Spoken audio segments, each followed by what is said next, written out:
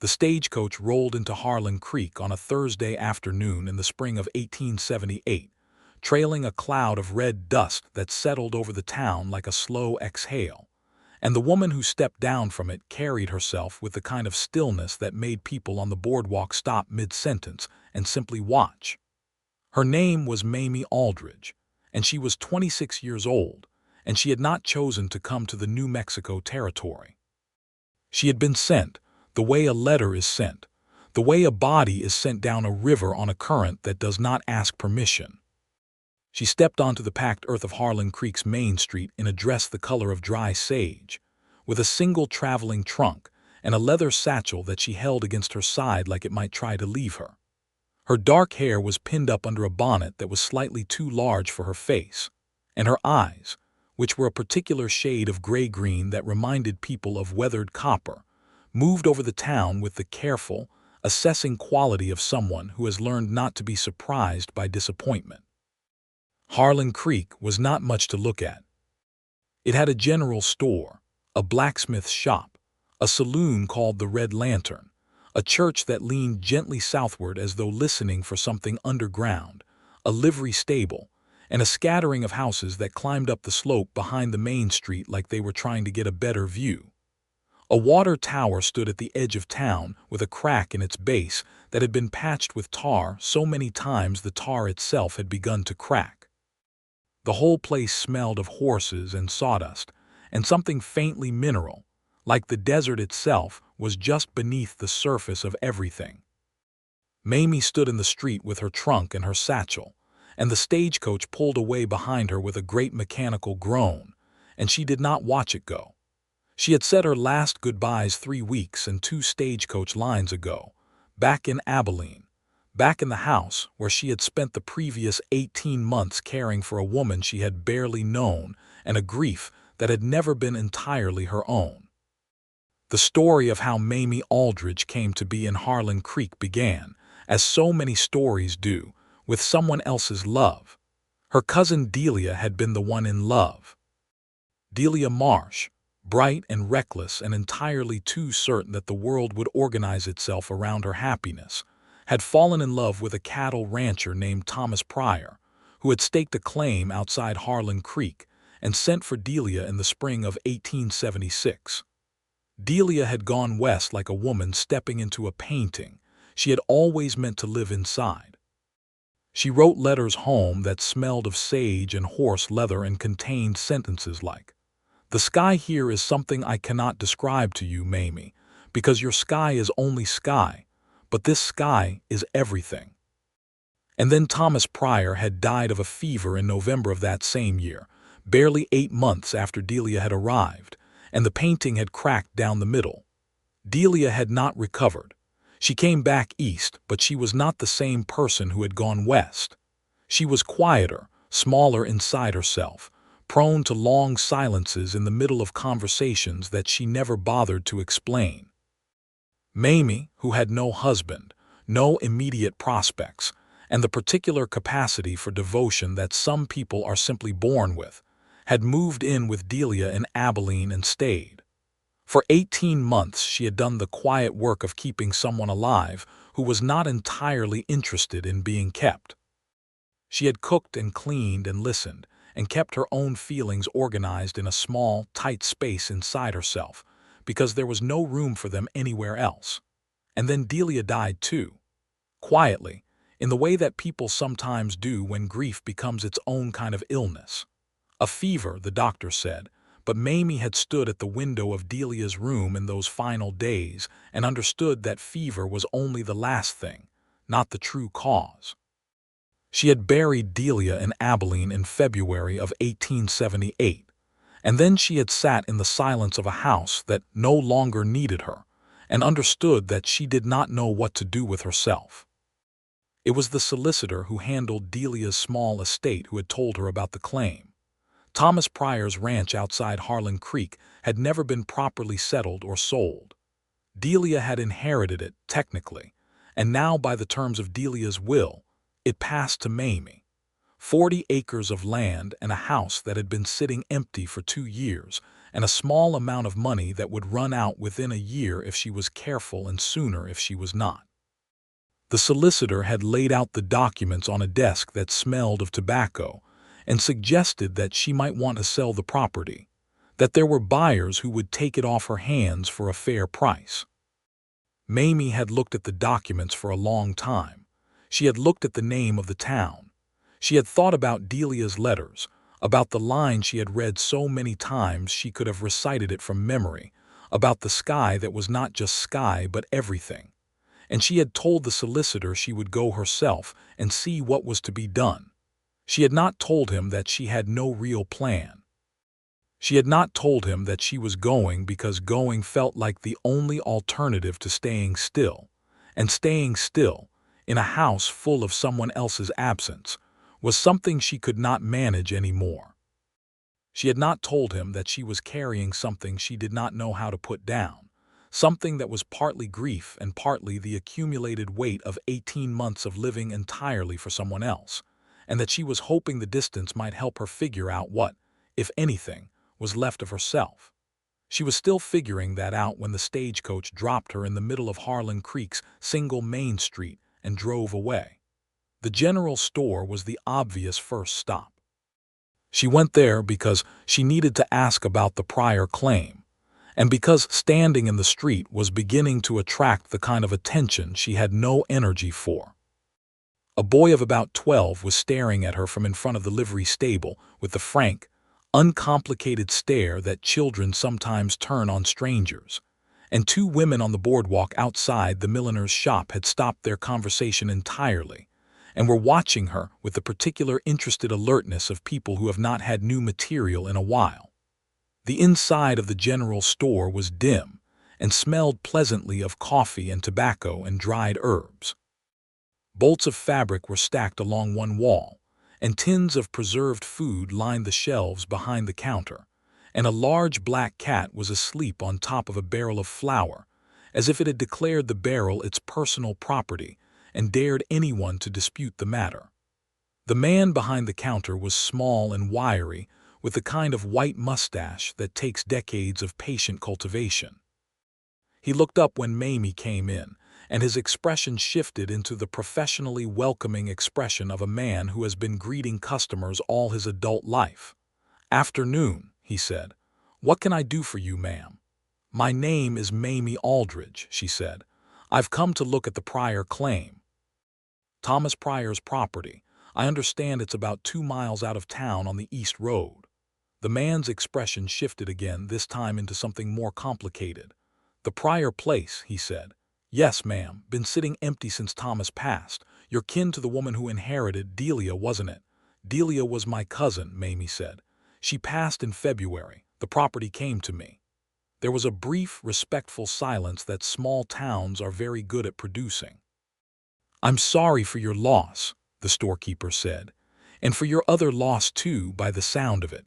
I'm Bert Hollies. I run this store and I generally know most of what there is to know about this town and the land around it." He paused. "The Pryor place is going to need some work, Miss Aldridge. It's been shut up for 2 years. "I expected as much," Mamie said. "Is there anyone in town who might help me assess what needs to be done? A builder or someone who knows the land?" Bert Hollies rubbed his mustache thoughtfully. "You might talk to Clark Redmond," he said. "He runs the Redmond Ranch about 5 miles north.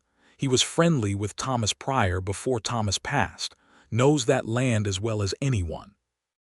He does some building work in the off-season, helps out neighbors when it's needed. He's a fair man." Mamie wrote the name down in the small notebook she kept in her satchel. "Thank you, Mr. Hollies. I'll need some supplies in the meantime, enough to get me through a few days while I figure out what I'm dealing with out there." She spent 20 minutes selecting what she needed from the shelves while Bert Hollies tallied up the prices and wrapped things in brown paper. She bought coffee, flour, dried beans, salt pork, matches, a candle, and a bar of soap. When she was done, she asked if there was somewhere she could hire a wagon to take her and her trunk out to the Pryor place. Bert Hollies was sending her across the street to arrange it with the livery stable when the door of the general store opened, and a man walked in. He was tall, not in a conspicuous way, but in the way of a man who occupies space comfortably, as though he had come to a reasonable agreement with his own size sometime in his 20s and had not revisited the matter since. He had dark brown hair that needed cutting and the kind of weathered, angular face that comes from years of working outdoors, and he was wearing a plain canvas shirt and worn trousers and boots that had clearly been used for actual work rather than show. He had a hat tucked under his arm, and when he saw a woman he didn't recognize standing at the counter, he paused for just a moment, long enough to register the situation, before he nodded in greeting. "Bert," he said. Then to Mamie, "Ma'am." "Clark," Bert said, with the enthusiasm of a man who has just found the solution to a problem he was in the middle of describing. "Good timing. This here is Miss Mamie Aldridge. She's come to see to the Pryor place. I was just about to tell her she ought to find you." Clark Redmond looked at Mamie with dark eyes that were attentive without being intrusive. "Miss Aldridge," he said, "you've come to the Pryor claim." "I have," Mamie said. He did not ask her the string of questions that most people would have asked. He did not ask about her connection to Thomas Pryor, or about Delia, or about what she planned to do with the property. He looked at her for a moment in that steady, unhurried way of his, and then he said, "Are you heading out there today?" "I was going to arrange a wagon," she said. "I've got my wagon outside," Clark said. "I can take you in your trunk. I'm heading that direction anyway." This was, as far as Mamie could tell, probably not quite true, but he said it in a way that made it clear he would not be changing his story. Mamie considered him. She had learned, in the course of her adult life, to read people quickly and with a reasonable degree of accuracy, which is the kind of skill that develops naturally when you spend a great deal of time taking care of someone who cannot take care of themselves. What she read in Clark Redmond was steadiness.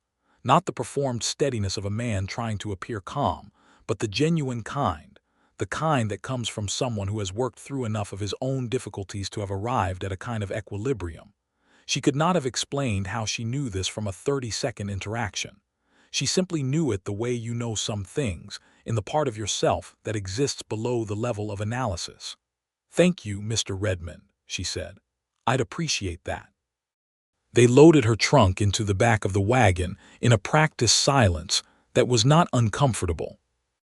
Clark had a pair of bays, solid-looking animals, and the wagon was well-maintained, its boards solid and its wheel hubs properly greased. Mamie climbed up to the bench and Clark climbed up beside her, and they pulled out of Harlan Creek's main street onto the East Road without particular ceremony. For the first quarter-mile, neither of them said anything. The road wound through scrub, brush, and juniper and occasional outcroppings of red rock, and the afternoon light was coming in at an angle that turned everything golden-edged, the way the light gets in the late afternoon in New Mexico in spring, which is one of the more extravagant things that light does anywhere. Mamie sat with her hands folded in her lap and looked at the landscape and felt the silence of the ride like something she could lean against. "You've come a long way," Clark said finally. He did not say it as a question. "From Abilene," Mamie said. "That's a long way," he said. "It is," she agreed. Another silence. The horses moved at an easy pace. A hawk hung overhead in the pale blue sky. "Thomas Pryor was a good man," Clark said. "I liked him. He worked hard and he was straight with people. It was a shame what happened. My cousin was very in love with him," Mamie said. She said it simply, without embellishment, the way you state a fact that is no longer painful to state because enough time has passed and enough other things have happened. Clark nodded. He didn't offer condolences about Delia, which Mamie noticed, because everyone else had, and the condolences were always slightly off, the way condolences tend to be when the person offering them didn't know the person being mourned. His restraint felt more respectful than the speeches had. The Pryor place came into view around a bend in the road, and Mamie felt her breath catch slightly. It was not as bad as she had expected, and it was worse in some ways. The house itself was solid, built from adobe brick in the New Mexico fashion, with a low roof and a covered porch that ran along the front. But 2 years of abandonment had done their work. The porch railing had come loose on one end and hung at a dejected angle. One of the shutters on the front window was broken. The yard had gone thoroughly to weeds, and the small garden space on the south side of the house had returned, with remarkable decisiveness, to desert. The barn out back was intact but would need attention. The well, which Clark climbed down to investigate while Mamie unlocked the house, proved to be in working order, which was the best news of the afternoon. Inside, the house was dusty but dry. There were still some of Thomas Pryor's things about: a coat on a hook by the door, a pair of worn boots in the corner, a Bible on the small table near the window. Delia's things, the few she had brought with her, were still here too: a blue shawl folded over the back of a chair, a small framed photograph of the two of them, Delia and Thomas, standing in front of this very house, squinting happily into the sun. Mamie stood in the doorway, looking at that photograph for a moment. She felt the familiar weight of it, the specific grief that was not entirely hers, the grief she had been carrying on Delia's behalf for so long that it had become confused with her own feelings until she sometimes could not tell them apart. She set it gently on the table face down, because she needed to be able to move through the room without looking at it, and she began opening shutters to let in the light. Clark came in from the well and told her about the water situation, and then walked through the house with her in a quiet, practical way, noting what needed attention and what could wait. He had a way of assessing things that was not critical, that was simply observant, like a man cataloging rather than judging. He pointed out where the roof would need checking before the summer storm started. He identified the corner of the main room where the adobe had absorbed too much moisture at some point and was beginning to crumble at the base. He told her the barn structure was sound, but the doors needed new hardware. When they had been through the whole house, they stood on the porch together in the late afternoon light, and Clark looked out at the land. "It's good land," he said. "It's been left alone for 2 years, but it's good land. Thomas ran about 40 head here before he passed. The land could handle that again." "I don't know anything about cattle," Mamie said. "No," Clark said, "but you don't have to necessarily to make use of the land. There are other options." He paused. "What are you thinking of doing with it?" Mamie was quiet for a moment. The evening was beginning to arrive, the shadows lengthening, the sky turning colors above the mesa to the west. "I don't entirely know yet," she said honestly. "I know I need to assess what it's worth and what it would take to make it viable. I know I need to decide whether to try to live on it or sell it. I haven't been able to think further than getting here." Clark nodded as if this was a perfectly sensible answer, which it was, and didn't push further. "I can come back tomorrow and start on the repairs that need doing," he said. "The roof, the porch railing, the shutter, small things that'll make a difference." Mamie turned to look at him. "Mr. Redmond, I haven't asked you to do any of that. I don't know what you'd charge, and I'll charge what's fair," he said. "I'm not doing it for charity, Miss Aldridge. I'm doing it because Thomas Pryor's land shouldn't go to ruin, and because you've come a long way and you're here by yourself, and the roof isn't going to wait." It was not a speech. He said it in the same even tone he said everything else in. It was simply a statement of his reasoning, laid out plainly, with no performance attached. Mamie looked at him for a moment longer. "All right," she said. "Thank you." He left her there with her supplies and her trunk and the fading light, and she stood on the porch and watched his wagon go back down the road toward town. And she felt, for the first time since Abilene, something that was not grief or exhaustion, or the mechanical forward movement of someone who is simply going through the motions. She felt something quieter than those things, something that was perhaps just the recognition that she was in a place, finally, rather than passing through one. She did not sleep well that first night, because the house made unfamiliar sounds, and because she was not accustomed to the silence of the desert at night, which is not really silence at all, but its own complex language of wind and insects and distant animals that she did not yet know how to read. She lay on the narrow bed in the main room, which was the only room with a bed, and looked at the ceiling and listened to the territory speaking to itself. And she thought about Delia, and about Thomas Pryor, and about the two of them squinting happily in front of this same house on the day the photograph was taken. And she thought about what it meant that she was here now and they were not. And eventually she fell asleep with the candle still burning and her hand still curled around the edge of the blanket. Clark Redmond arrived the next morning before 8 o'clock with his tools and a length of timber for the porch railing and a set of hinges for the shutter. And he did not knock loudly or make a production of his arrival. He simply pulled his wagon up to the yard and began unloading his tools. And Mamie, who had been up since before sunrise trying to coax the stove back to something approaching functionality, heard him outside and came to the door to find him already measuring the broken railing. She made coffee and brought him a cup without being asked, because it seemed like the right thing to do, and he thanked her without interrupting what he was doing, and they fell into a kind of natural rhythm that surprised her a little. He worked and she worked, and occasionally they were in proximity to each other, and occasionally they were not, and when they were they talked sometimes about practical things mostly, about the house and the land and what was needed. He told her, as he repaired the porch railing, about the history of the territory, about how the land had changed since the railroad started pushing through, about the cattle drives that had established the routes now becoming regular roads, about the way water rights were becoming the thing people argued over most fiercely. He had a way of talking about things that was informative without being condescending, that assumed she was a person capable of understanding and being interested in what he was saying. She found herself listening to him with genuine attention.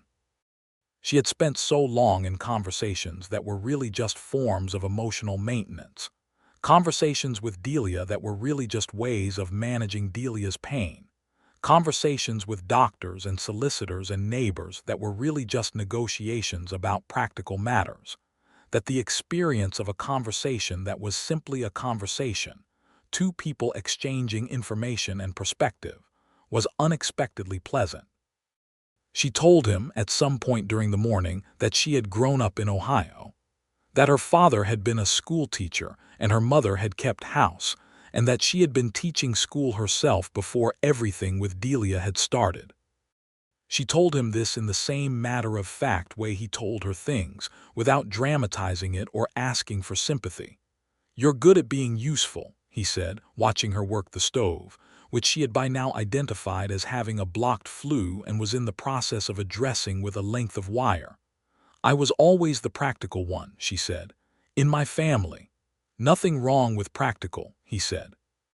They ate a simple lunch together, sitting on the newly repaired porch, eating the biscuits Mamie had made once the stove was working again, and the conversation drifted in the easy way it does when two people have been working side by side all morning, and the formality has worn down to something more comfortable.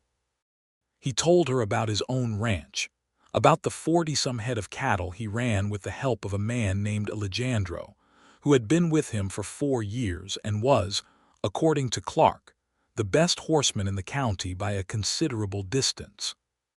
He told her about the winter that had just ended, which had been harder than usual, and about the calf that had been born the previous week that was doing well. Mamie listened and noticed that he talked about his animals with the same attentive care he brought to everything else, with a precision and a genuine engagement that was not sentimental but was clearly warm. She noticed other things too, the way he would pause before saying something to make sure he was saying it accurately, the way he would look at what he was doing rather than at her when he was thinking something through, the way he laughed, which he did infrequently, but when he did it was the kind of laugh that you don't perform for an audience, that you produce because something has actually struck you as funny. By the afternoon of the second day, the main repairs were done, and Clark was showing her the best place on the property to establish a small kitchen garden, where the light was right and the drainage was adequate, when a rider came up the east road and turned into the property's drive. The rider was a heavy-set man on a gray horse, and he was wearing the kind of clothes that suggest authority without quite achieving it, a broadcloth coat over a workman's shirt, a hat that was meant to be impressive. He rode right up to where they were standing in the yard, and he looked down at Mamie with the expression of a man who has calculated something in advance. "You're the Aldridge woman," he said. "The one that's come to the Pryor place." "I am," Mamie said. "My name is Gerald Fitch," the man said. "I've had my eye on this property for going on 2 years now. I made an offer to the estate through a solicitor in Abilene. Generous offer. It appears the solicitor passed the information along too slowly." He paused. "I'll make you the same offer. Cash payment. You can be back in civilization by end of the month." There was something in the word civilization that was not quite an insult, but was arranged in the same general direction. Mamie was aware of Clark standing a few feet to her right, not moving, not intervening, simply present in the way that a solid thing is present. "I haven't made a decision about the property, Mr. Fitch," she said. "When I have, I'll be sure to consider all offers." Gerald Fitch looked at her in the way that men sometimes look at women when they have expected quick agreement and have not received it. "The offer has a time limit," he said. "Property like this is hard to manage for a woman alone. The territory isn't forgiving." "I'll keep that in mind," Mamie said. Fitch looked past her at Clark, and something passed between the two men that Mamie couldn't entirely read but understood the general shape of. "Redmond," Fitch said. "Fitch," Clark said. It was not a friendly exchange. Fitch pulled his horse around and rode back down the drive without another word, and Mamie watched him go with a kind of calm that surprised even herself. "He's been wanting this land for a while?" she asked. "He wants everything that borders the water access on the East Ridge," Clark said. "He's bought up 3 properties in the past 2 years. He's a patient man, usually. Doesn't like to be patient when a thing he wants is right in front of him, though." "Is he dangerous?" Clark considered the question honestly. "He's the kind of man who hires dangerous people when he needs something done," he said. "He operates mostly through pressure and patience rather than direct action. He'll try to make things difficult for you if you decide to stay."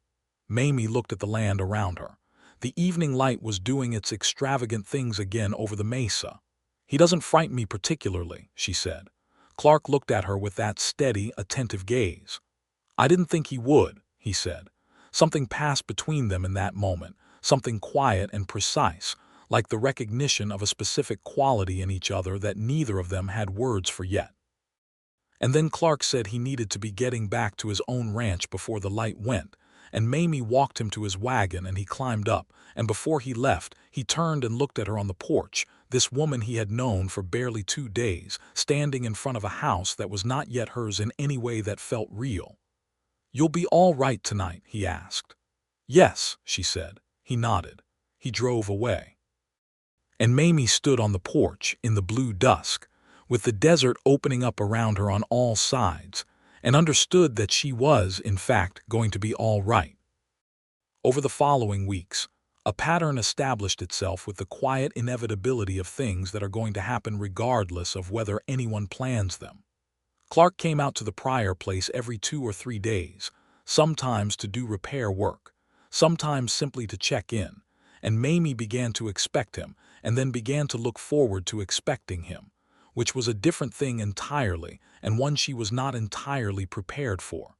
She was busy, which helped. She threw herself into the work of the property, with a focus that Bert Holly's at the general store commented on approvingly when she came in for supplies. She hired 2 men from town, brothers named Pete and Sal Verla, to help her clear the yard and get the garden in order. She learned from an older woman named Ruth Castillo who lived in a house on the edge of town and was the most practically knowledgeable person Mamie had encountered since her arrival, how to properly manage the stove through the summer heat, how to preserve food in the desert climate, and which plants around the property were useful and which were merely decorative in a poisonous kind of way. She opened the blue shawl one afternoon and found a folded letter inside it in Delia's handwriting, addressed simply to whoever is here. She sat down on the chair in the afternoon light and unfolded it and read it. Delia had written it sometime after Thomas died, before she left the territory, and it was not a sad letter exactly. It was a letter that said, in Delia's particular lyrical way, that the land was worth keeping, that Thomas had loved it and she had come to love it too in the brief time she had been there, that whoever came next should not be afraid of it. It said, "The light here at evening is the thing that got me in the end. There's nothing like it. Promise me someone takes care of it." Mamie sat for a long time with that letter in her hands. She felt the grief in it, the specific grief of a person who knows they are leaving something they love, and she felt the other thing underneath it, the thing that was not grief but was more like a transfer, like Delia handing something across the gap of time to her. She folded the letter carefully and put it in the satchel with her own papers, and she went outside and looked at the land, and she made a decision she had not quite articulated to herself yet, but which had clearly been made some time ago by a more interior and decisive part of herself. She was going to stay.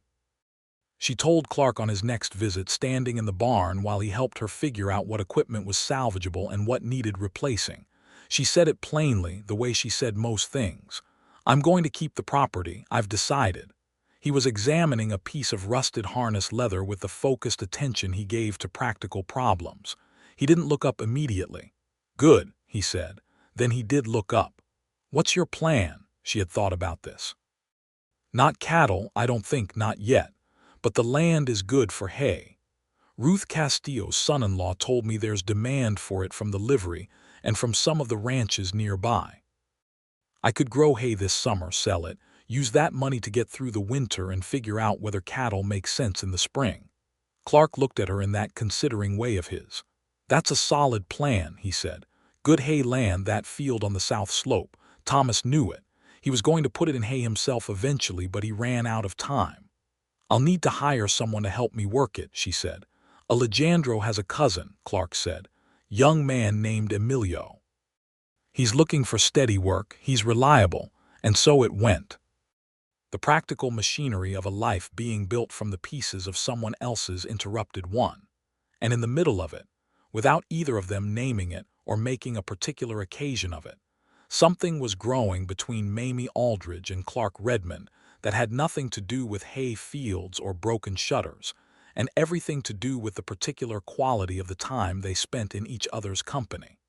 It was in the conversations that grew longer as the weeks passed. It was in the way he began, without commenting on it, to time his visits to coincide with the evenings, so that they would often end up sitting on the porch together as the light changed over the mesa, talking about nothing in particular and everything that mattered. It was in the way she noticed, one afternoon when he arrived with a look on his face that was subtly different from his usual expression, that something had gone wrong at his ranch, and she did not ask about it directly but made coffee and sat down across from him and waited. And he told her, after a while, about a dispute with a neighboring rancher over a boundary line that had been escalating for months and was now heading toward a legal confrontation. She listened, and she offered an observation about the way these kinds of disputes were settled through the territorial courts, which she had learned from the solicitor's documents, and Clark looked at her with a kind of attention that was different from the attentive way he usually looked at things. He looked at her like she was someone who had just said something he had needed to hear. "You're very good at knowing things," he said. "I read a lot," she said. "When I was taking care of Delia, there was a lot of time in the evenings when she was resting. I read whatever I could get." He was quiet for a moment. This was the most she had said directly about the time she had spent caring for Delia, about what those 18 months had been. "That must have been hard," he said. Not with pity, not with the kind of performed sympathy that makes the person receiving it feel like a subject rather than a person. He said it the way he said everything directly, as a simple recognition. "It was," Mamie said. "It was the right thing to do, but it was hard." Another silence. The desert evening doing its usual beautiful business around them. "I think," Clark said slowly, as if he was working something out as he said it, "that the kind of person who does that for someone else, who gives that kind of care without counting the cost, is the kind of person who forgets to account for themselves somewhere in the process." Mamie looked at him. She felt something in her chest that was not the familiar weight of grief but was something else, something that had to do with being seen. Being seen not in a general way, not in the way people see you when they observe that you are a woman traveling alone or a woman who has suffered recent losses, but in the specific, accurate, uncomfortable way that happens when someone has actually been paying attention. She did not say anything for a moment. Then she said, "Yes, that's accurate." Clark did not pursue it. He did not offer advice or consolation or further analysis. He simply nodded and let the silence sit, and they watched the last of the light leave the mesa. And eventually Mamie said it was getting late and he should drive back before it was full dark. And he agreed and left.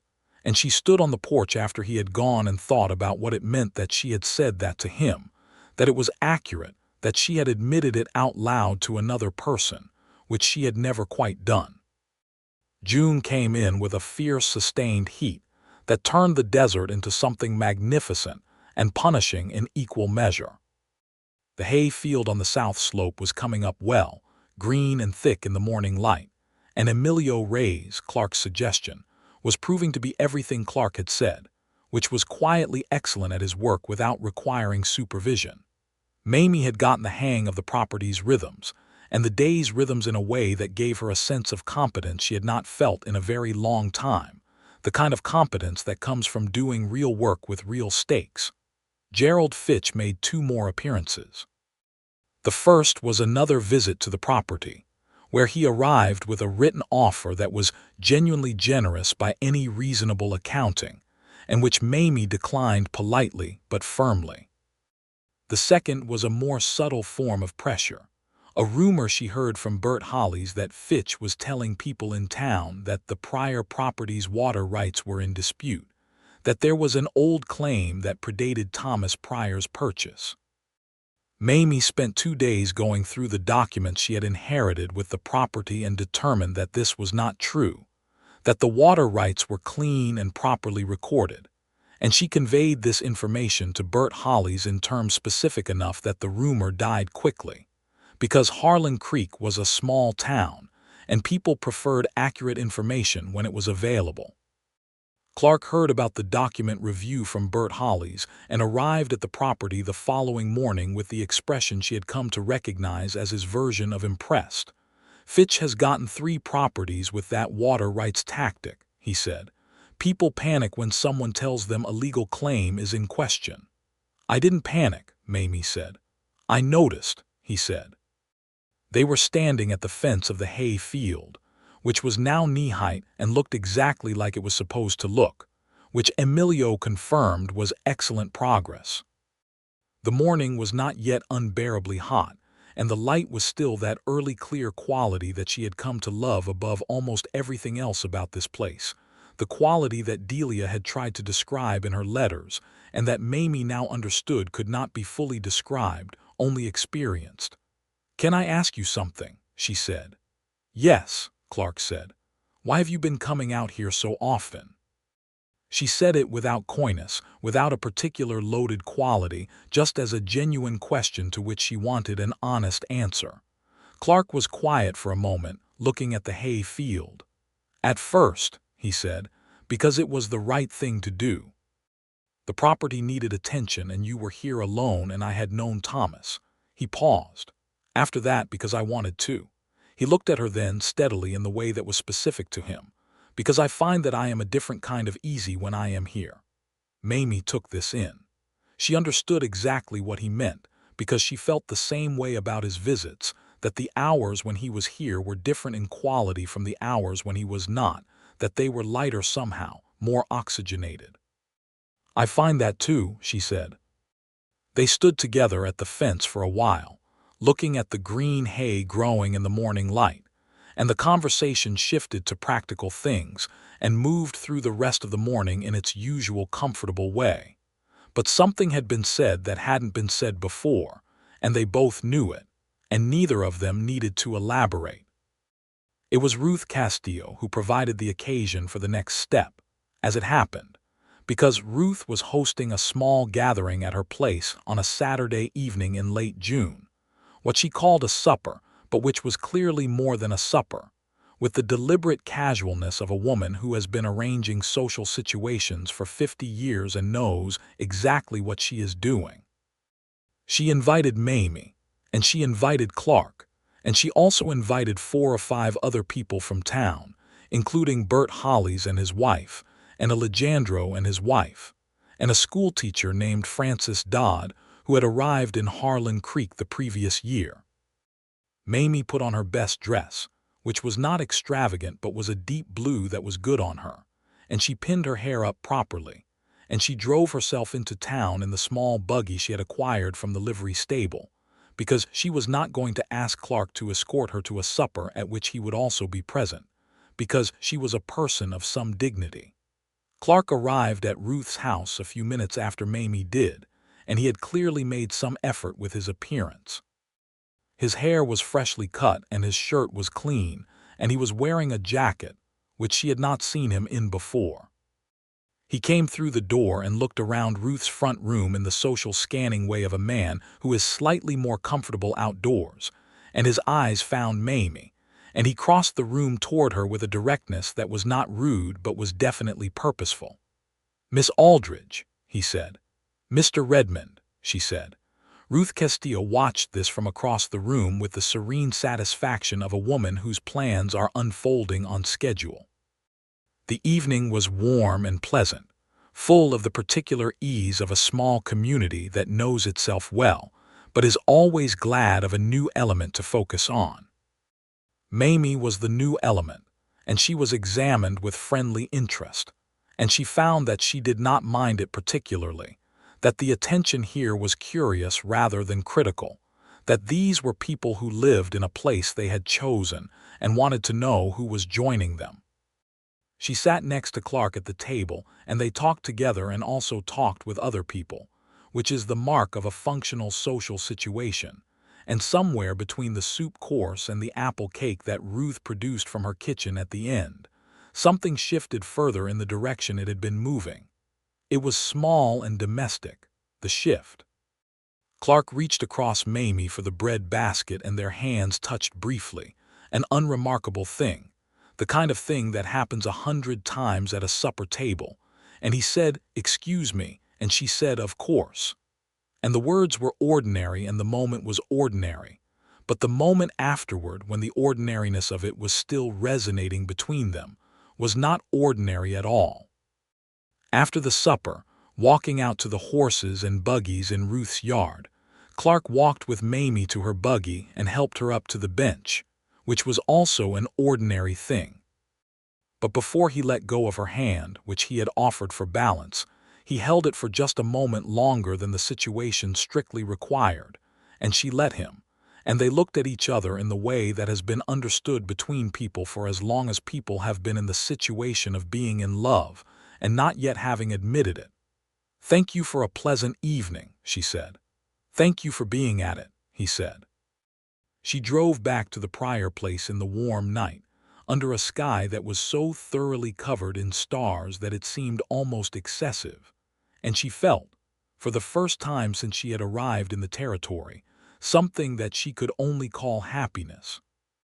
It was a small happiness, not a triumphant one, not the kind that comes with fireworks and declarations. It was the quiet kind, the kind that settles into you slowly, that you find when you look inside yourself unexpectedly and discover it has been there for a while without your noticing. She was in love with Clark Redmond. She did not find this surprising exactly once she had identified it. She found it simply true, the way land is true, the way water is true, the way the morning light over the desert is true. It was a fact about her current situation, and she was, above all, a person who dealt in facts. The question was what to do about it, and she approached this question with the same practicality she brought to the question of the hay field and the water rights. She did not believe in pretending things were not true. She did not believe in the particular form of social theater in which people circle around their feelings for months, occasionally displaying small calculated amounts of them, in the manner of a complicated and exhausting game. She was 26 years old and she had spent the last 2 years in close proximity to grief, And the thing grief had taught her above all was that time is not inexhaustible and should not be spent on theater. The opportunity presented itself naturally, because things between them had a tendency to present themselves naturally, without requiring engineering. It was a morning in early July, and the heat was already serious by 8 o'clock, and Clark had arrived at the property to help Mamie and Emilio solve a drainage problem near the north fence. They solved the drainage problem by mid-morning, and Emilio went off to attend to other things, and Mamie brought water from the well, and they sat in the shade of the barn in that easy way they had developed. She looked at him in the shade of the barn, this man who had appeared in a general store 2 months ago and had not left, and she said, "Clark, I need to say something to you." He turned his head and looked at her with complete attention. "I think you know," she said, "that whatever it is that has been developing between us these past months is not simply a neighborly arrangement." He was quiet for a moment. Then he said, "I know. And I want to be plain with you," she said, "because I think you are a plain-speaking man and I am a plain-speaking woman, and I am not interested in pretending I don't know my own mind." She looked at him steadily. "I have come to care for you, in the way that has nothing to do with property repairs or hay fields." Something moved across his face. Something that was not surprise because he was not surprised, but that was deep and genuine, the movement of a feeling that has been carefully contained and is now being released with permission. "Mamie," he said, and the use of her name, her actual name without the miss attached, was its own statement. "I've been in love with you since the second week you were here. I have not said so because you came here carrying a great deal, and I did not want to add to the weight of it before you were ready." She felt the truth of that in her chest, the precise, accurate kindness of it.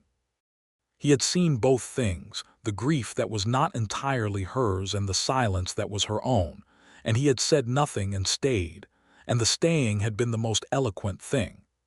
"I'm ready," she said. He reached out and took her hand simply, in the way you take something you have been waiting for and are now holding carefully because it matters. And they sat together in the shade of the barn with the desert heat outside and the knowledge of what was now acknowledged between them. And they talked for a long time, really talked, in the way that becomes possible when the pretense has been released.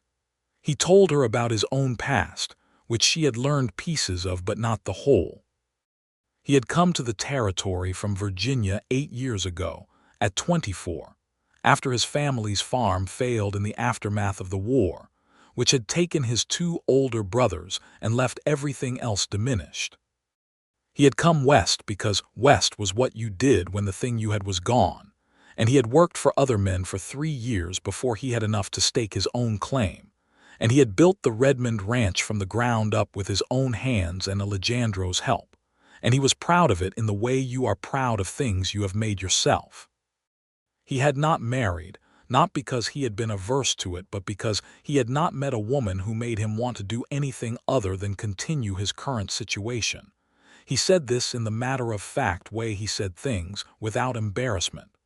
"I always figured that if it was the right person it would be obvious," he said. "It was obvious with you, from the beginning. You got off that stagecoach and you stood in the middle of the street looking at this town like you were deciding what to make of it, and I thought, there is a person who is going to be exactly who they are regardless of what the situation is, and I found that extremely appealing." "You didn't know me then," Mamie said. He agreed, "but I knew that quality, and the rest of it confirmed the initial impression." She laughed, and the laugh surprised her slightly, the way genuine laughter sometimes does when you have been serious for a very long time. He smiled at the sound of it, the way he smiled at things, not broadly but with genuine warmth. "I am not an easy person," she said. "I have been told that I am reserved and that I am too independent and that I am difficult to read." "I can read you just fine," he said. She looked at him. "I know," she said. "That's one of the things." They walked back to the house together, and at the door of the house he stopped and turned to face her, and he took both her hands in his in the afternoon light, and he said, "I would like to court you properly, Mamie Aldridge, if you are willing. I would like to do this right." And she said, "Yes, I am willing. I would like that." What followed was the courtship of two people who had, independently of each other, decided that life was too short and too real for unnecessary delay, but who were also, both of them, sufficiently dignified to want things done properly. Clark came to call 3 evenings a week, and they sat on the porch or in the front room when the evenings were cool enough for inside, and they talked with the frankness and depth that had been there from the beginning, now given full permission. He told her things he had not told other people. She told him things she had not said to anyone. She told him about the particular loneliness of the 18 months with Delia, the loneliness that is specific to being the caregiver, to being the one who is needed but who cannot be needy, who must be present for another person's pain without having anyone to be present for their own. She told him that she had sometimes sat by Delia's window late at night, after Delia was asleep, and cried quietly and then washed her face and gone to bed, because there was no one to cry to, and the only alternative to crying alone was not crying, and she was not capable of not crying indefinitely. Clark listened to this without flinching, without offering the kind of helpful suggestions that people sometimes make in response to other people's pain, because they cannot bear to simply witness it. He listened and then he said, "I'm sorry you were that alone." "I'm not asking for sympathy," she said, which was an automatic response, the response of someone who has been self-sufficient for so long that sympathy feels like an obligation being placed on them. "I know," he said. "I'm offering it anyway. It doesn't require anything of you." She looked at him for a moment, and something in the area of her chest that had been tightly organized for a very long time loosened slightly. "Thank you," she said, and she meant it in a larger way than the words alone could carry. He told her things too. He told her about the years after his brothers died, when he had been 18 and suddenly the only son remaining, and his parents were diminished in the way that people become diminished when their children precede them in death. He told her about the guilt of being the one who had lived, the unreasonable guilt that he had eventually, through sheer force of time and distance and work, converted into something more like gratitude, though it had taken years. He told her that he had come to the territory partly because he needed to be somewhere that did not know his losses, that did not frame him through them. "I understand that entirely," Mamie said. "I know you do," he said. The hay harvest in August was a success. Emilio cut it with a borrowed scythe, and Mamie, and a woman from town named Clara Jenkins, who had offered her help in exchange for a portion of the hay for her own animals, turned and dried it, and by the end of August it was baled and sold, partly to the livery and partly to Clark, who bought more than he strictly needed and did not make a point of this, and the money it generated was enough to see Mamie comfortably through the winter and into the spring. Gerald Fitch made one more appearance, this time with a lawyer from Santa Fe who had a briefcase and an expression of professional neutrality.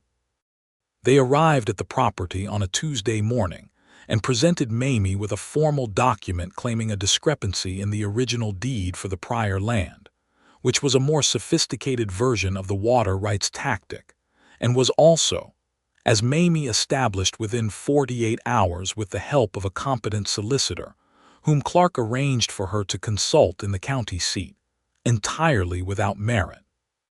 The territorial records were clear, and the deed was clean, and the lawyer from Santa Fe retreated with his briefcase and his professional neutrality, and Gerald Fitch, perhaps recognizing that this particular target was not going to yield, shifted his attention to other things. Mamie never heard from him directly again, which was the best possible outcome. The fall came in golden and spectacular. The territory in October is something that demands acknowledgement. The way the light changes and the colors shift, and the air takes on a particular quality of clarity that is almost unbearable in its beauty. Mamie had lived through enough seasons in Ohio to have a point of comparison, and she concluded without difficulty that October in the New Mexico territory was the finest month in the finest season she had ever experienced. She and Clark rode out one Saturday morning to the top of the mesa east of the property, which Clark knew well and Mamie had wanted to see since she had been watching it from the porch every evening.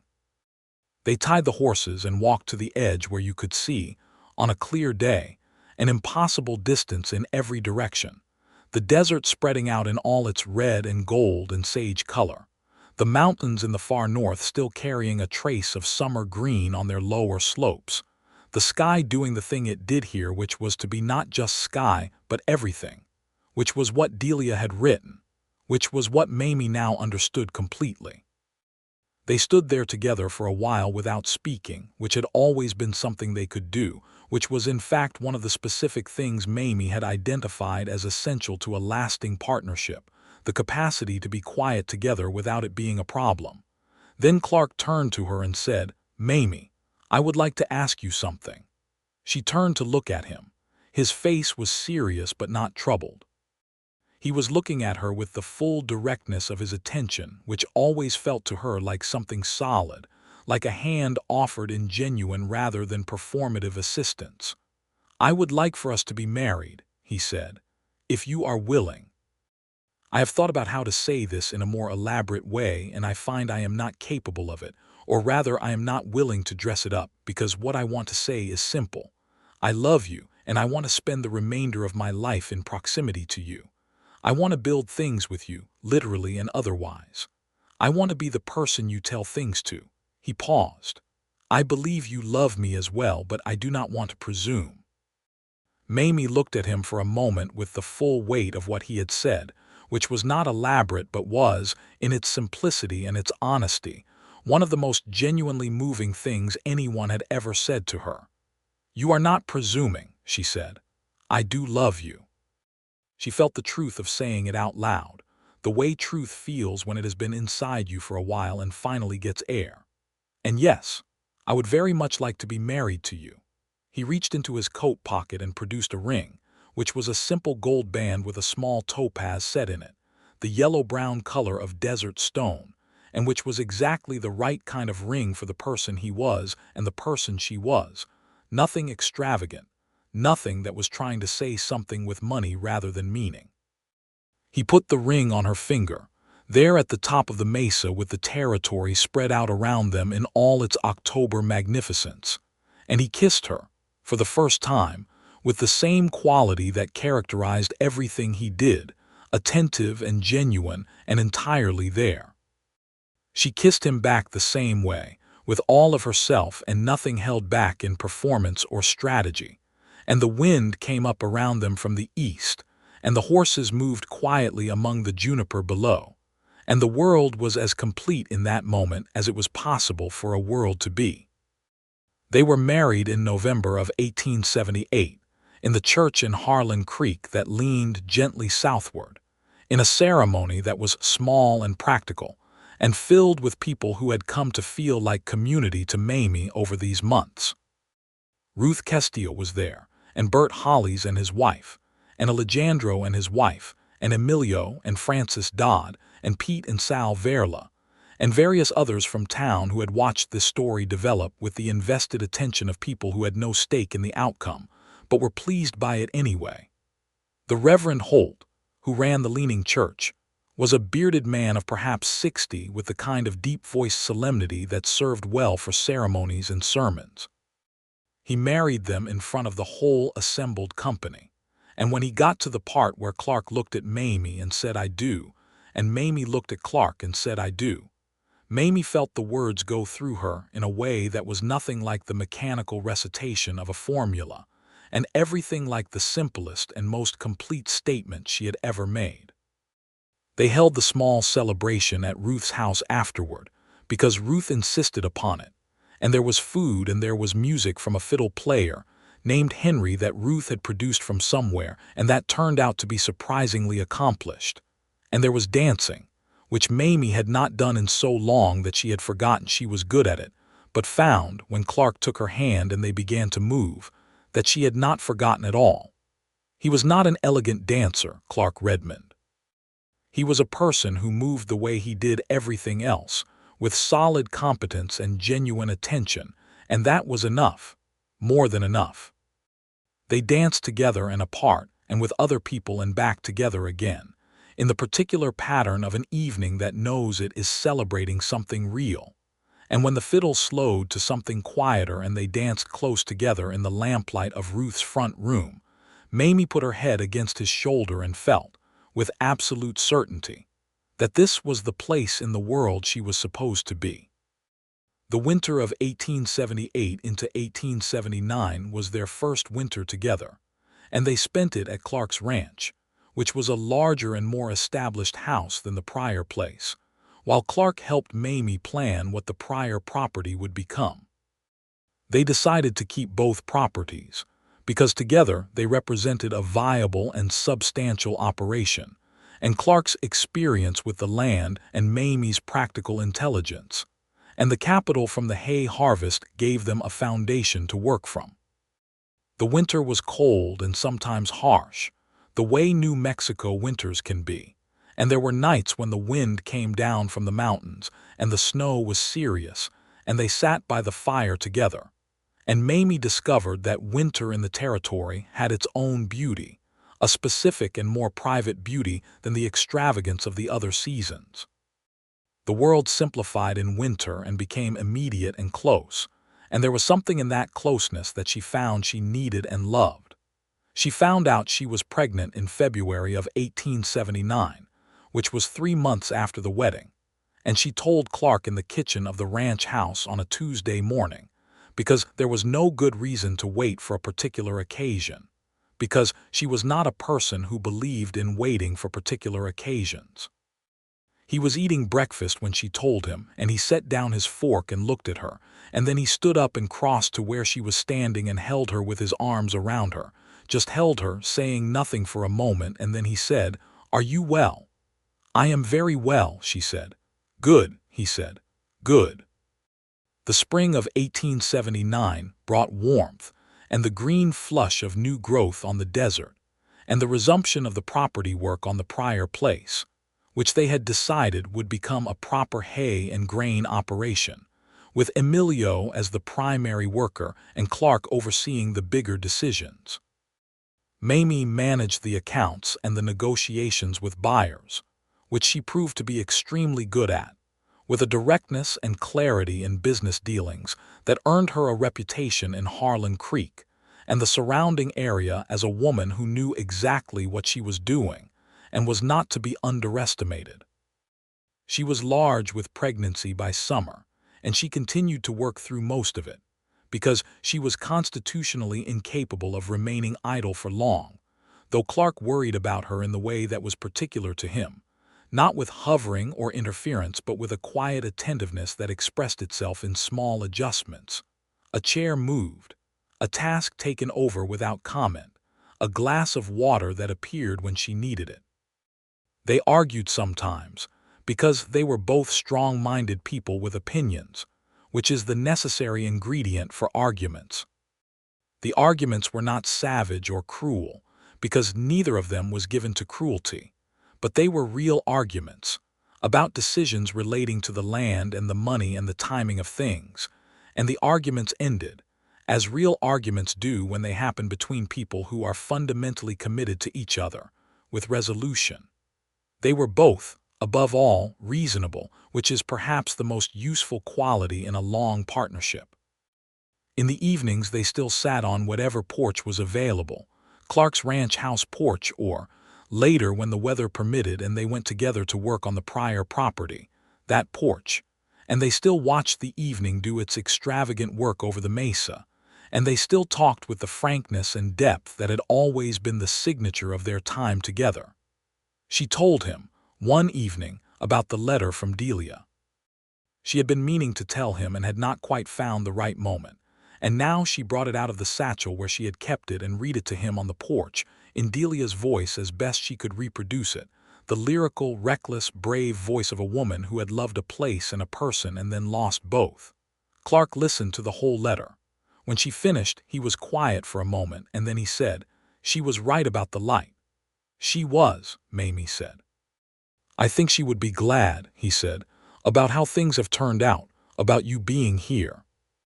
Mamie folded the letter carefully and put it back in the satchel, and she thought about Delia, about the grief she had carried for so long, on Delia's behalf and then for Delia herself, and she felt the weight of it clearly for perhaps the first time, not obscured by the daily demands of carrying it, but clear and real. And she felt also that the weight had changed, not disappeared, not been replaced by happiness as if grief and joy were simply opposite sides of the same coin, but changed in the way that weight changes when you have someone to carry it alongside you. It was still there. It would always be there in some form, but it was no longer entirely hers to carry alone. "I think so too," she said.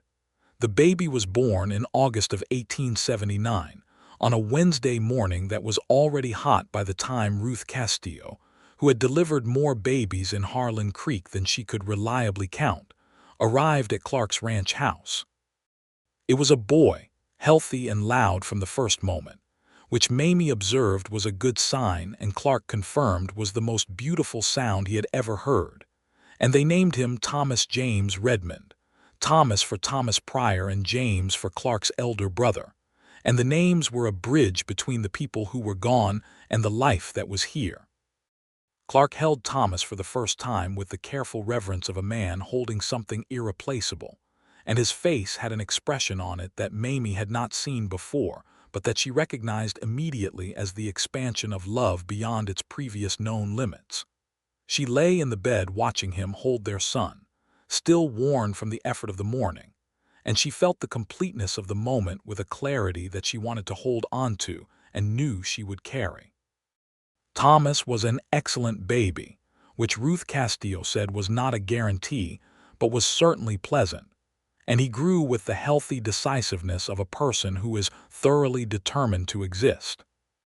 Mamie nursed him and held him and talked to him with the same directness she brought to everything, explaining the world to him in honest terms, telling him about the hay fields and the water rights and the proper way to assess a piece of land, which was probably not what most mothers said to 4-month-old babies, but which Thomas seemed to find perfectly satisfactory.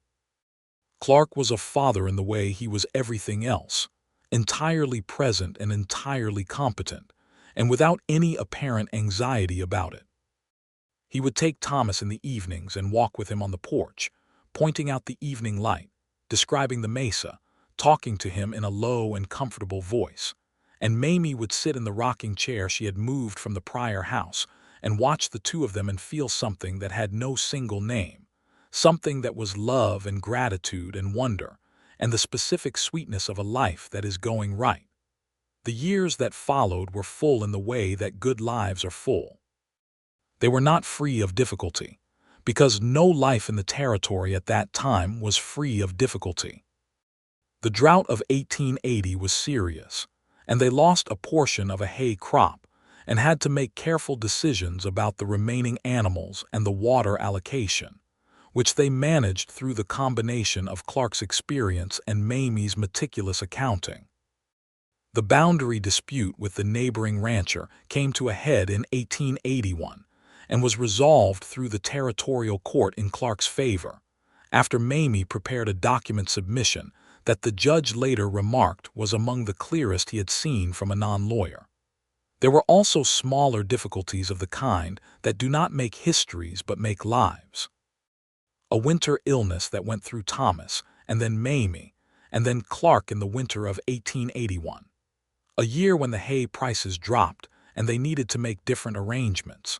The loss of 2 horses in a flooding event in the spring of 1882 that Clark took harder than he showed, because the horses had been with him for years, and he was not a man who was unmoved by the loss of animals he had worked alongside.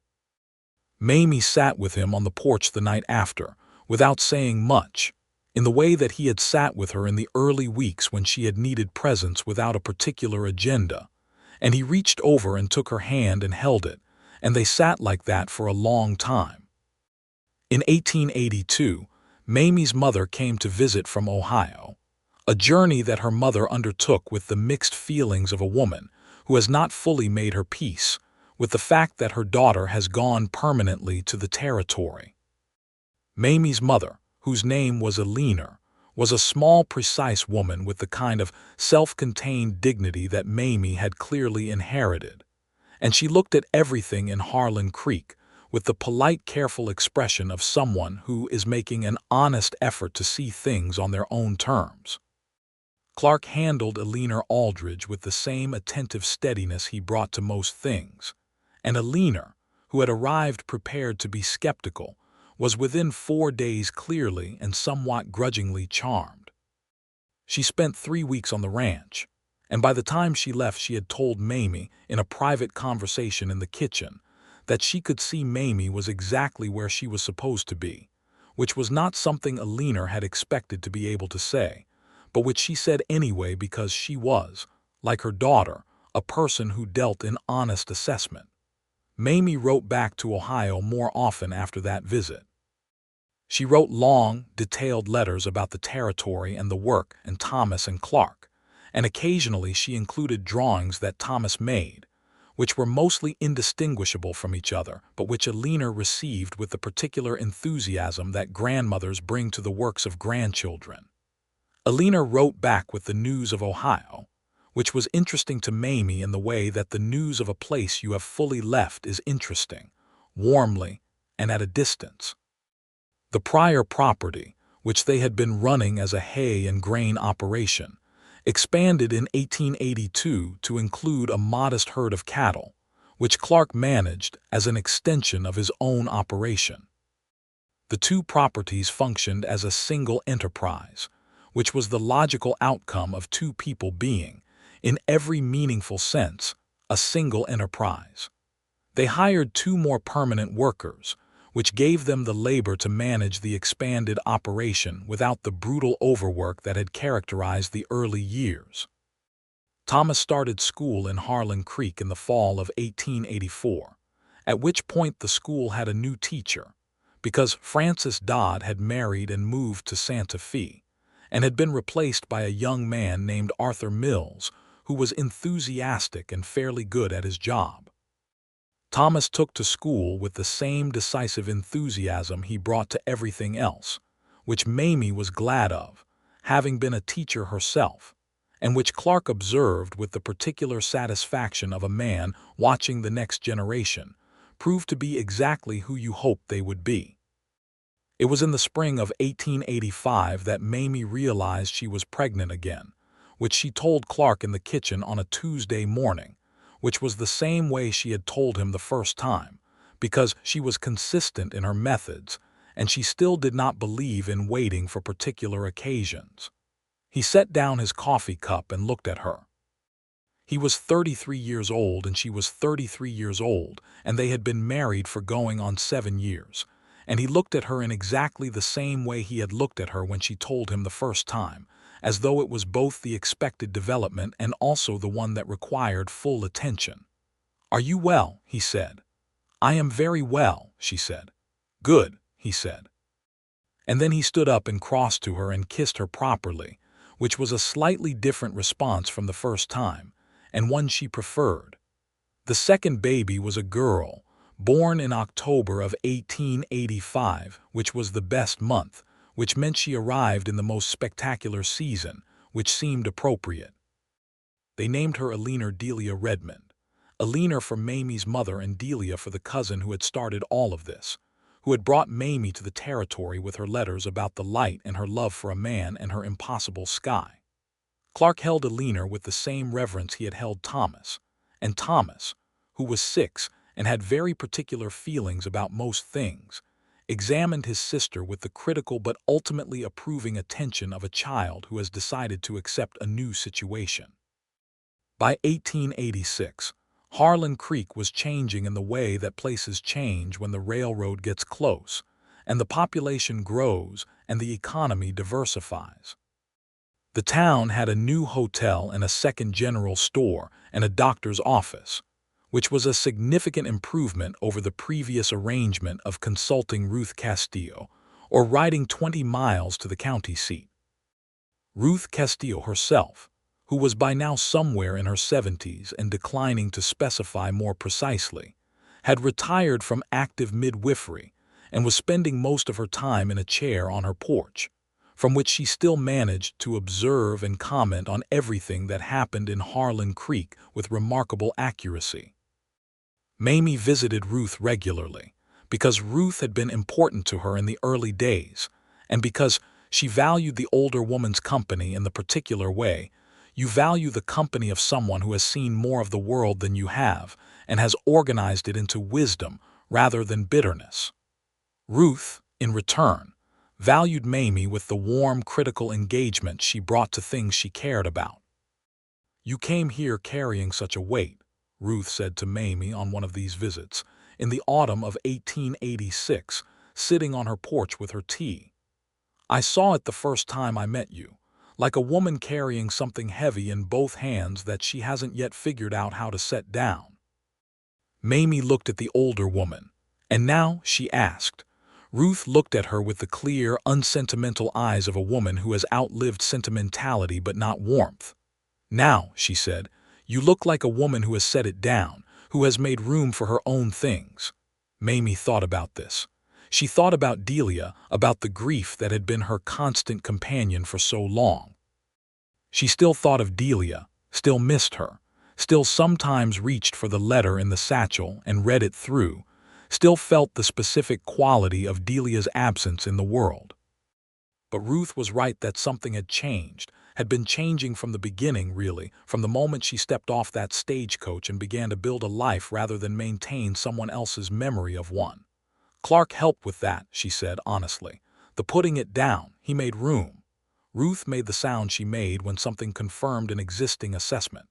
"He's a man who knows when to speak and when to be quiet," she said. "That's rarer than it ought to be." "It is," Mamie agreed. Clark was sitting on the porch of the ranch house when Mamie came home from Ruth's that afternoon, which was where she frequently found him in the late afternoon, watching the day's end in the way he did, with the attentive appreciation of someone who never quite stopped noticing the particular gift of the evening light in this part of the world. Thomas was around the side of the house in the yard, and she could hear Eleanor's voice somewhere nearby, a running narrative of whatever elaborate game she was constructing, as was her habit. Mamie sat down in the chair beside Clark, and for a moment they were both quiet in the comfortable way, watching the light begin its evening work over the mesa. "Ruth said something interesting today," Mamie said. "What's that?" Clark said. "She said I look like a woman who has set down something heavy and made room for her own things." Clark considered this. "Do you feel like that?" Mamie thought about it carefully, as she thought about things, not because she didn't know the answer but because she wanted to give it the accuracy it deserved. "Yes," she said. "I do. I've been thinking about it on the way home." She turned to look at him. "When I came here, I was so accustomed to carrying other people's needs, other people's pain, that I had lost the habit of knowing what was mine, what I wanted, what I felt." She paused. "You gave me room to figure that out. You didn't rush it and you didn't ask me to be further along than I was. You just stayed." Clark looked at her with the full, steady attention she had loved from the beginning. "You were worth staying for," he said. "That was not a hardship." She reached over and took his hand, and he held hers, and they sat together watching the evening do its extravagant, beautiful work over the mesa and the desert and the land that had become, over the years, as entirely hers as anything she had ever possessed. Thomas came around the corner of the house at a run, 6 years old and operating at the speed that 6-year-olds consider appropriate for most situations, and launched himself onto the porch with the announcement that he had found a lizard of extraordinary size, and did his father want to see it. Clark said that he very much wanted to see this lizard and got up and went with Thomas, who took him by the hand and pulled him around the corner with the particular authority of a child who has found something important and needs a witness. Mamie watched them go with the warmth that had become familiar and had not in 8 years become ordinary. Eleanor appeared in the doorway behind her, at 3 years old a person of very decided opinions and considerable verbal capacity, and climbed onto her mother's lap without asking, because asking was not Eleanor's style. She settled herself with the satisfaction of someone occupying a chair they have reserved, and Mamie put her arms around her daughter and held her, looking out at the territory in the early evening light, which was doing the thing it always did, which was to be not just light but everything. She thought about Delia. She thought about Thomas Pryor, who had loved this land and left it before he meant to, and about Delia, who had loved Thomas and followed him west and then followed him in the other direction before she should have had to. She thought about the letter in the satchel, which she still had, which she intended to have always.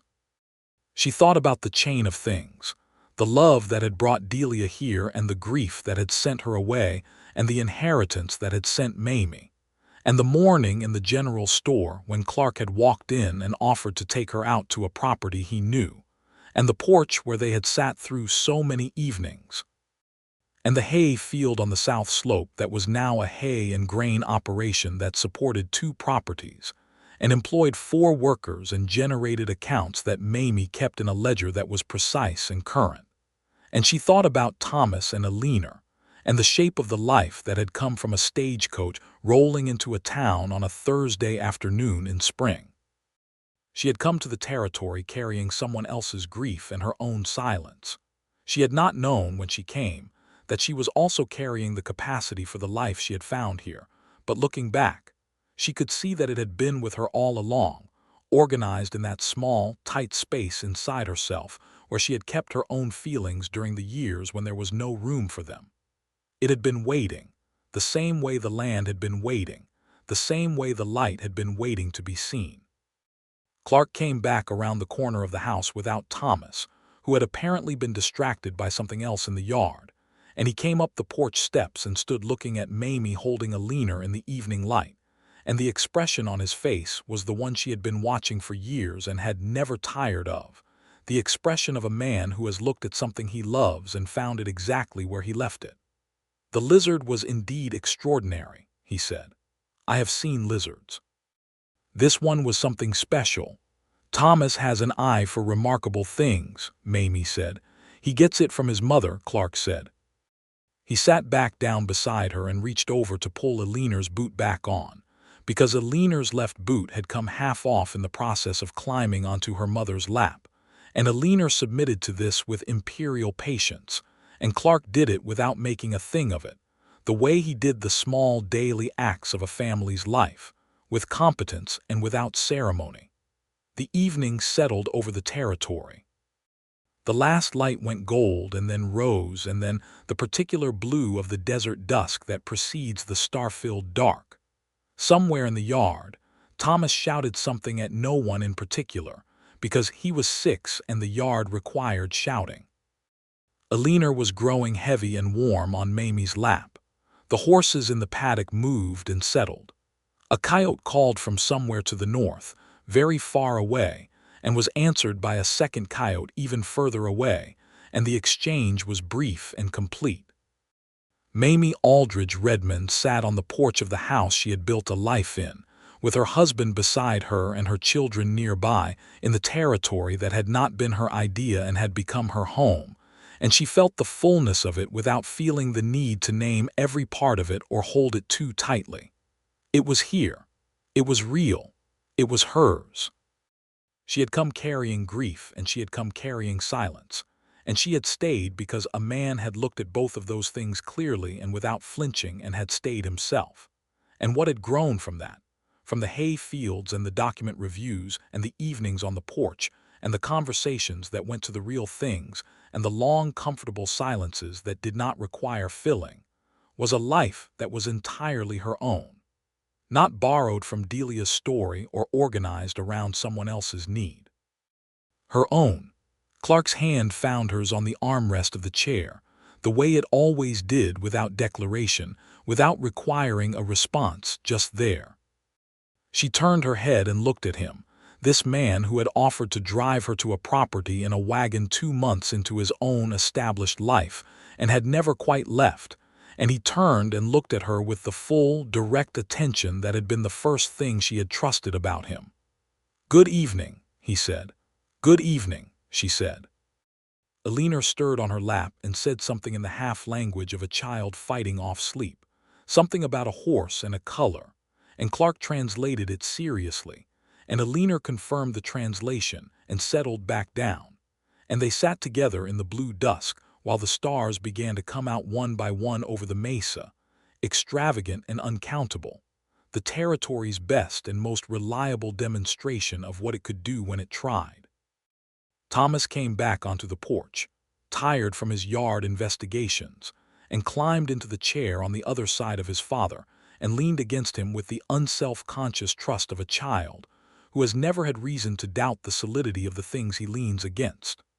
Clark put his arm around his son and held his daughter's foot with his other hand, where her boot had come off again, and looked over both their heads at Mamie with that expression that meant everything it had always meant. The stagecoach had rolled into Harlan Creek on a Thursday afternoon in the spring of 1878, and the woman who had stepped down from it had been carrying grief in both hands and silence in her chest, and a letter from a dead cousin about the quality of the evening light. And she had stood in the middle of the street looking at a town she did not know and begun the work of finding out what was left of herself. What was left of herself, it turned out, was considerable. The territory had known this before she did. The land had been patient. And Clark Redmond had walked into a general store at the right moment and offered his wagon for a drive he did not strictly need to take, and he had seen what she was carrying and had not flinched and had not pressed and had not gone away. He had simply stayed. And here they were, in the blue hour between the last light and the first stars, with children and land and accounts, and a life that was real in every dimension that a life can be real. A life built from attention and steadiness, and the quiet courage of two people who had each, in their own way, arrived at the territory looking for something they could not entirely name, and had found it in each other. The stars continued to appear, one by one and then all at once, the way they do in the territory, with sudden and absolute commitment, and the coyote in the north called again, and a leaner was fully asleep, and Thomas was nearly asleep, and the evening was entirely itself, and Mamie Aldridge Redmond sat in the lamplight coming from the window behind her, and felt the particular quality of a life that has arrived at exactly where it was supposed to be, not without cost, not without the weight of what had been carried to get here, but fully, genuinely, completely here. She would write to her mother tomorrow. She would tell her about the October light and about Alina's boot and about Thomas's extraordinary lizard, and she would tell her that everything was well, which was not a performance of wellness but the simple truth. Everything was well. The territory breathed around them in the darkness, ancient and patient and full of stars, and the life they had built together continued quietly and completely, as lives do when they are lucky, as lives do when two people choose each other with their whole honest selves and then do the daily work of keeping that choice real. And it was enough, more than enough. It was everything.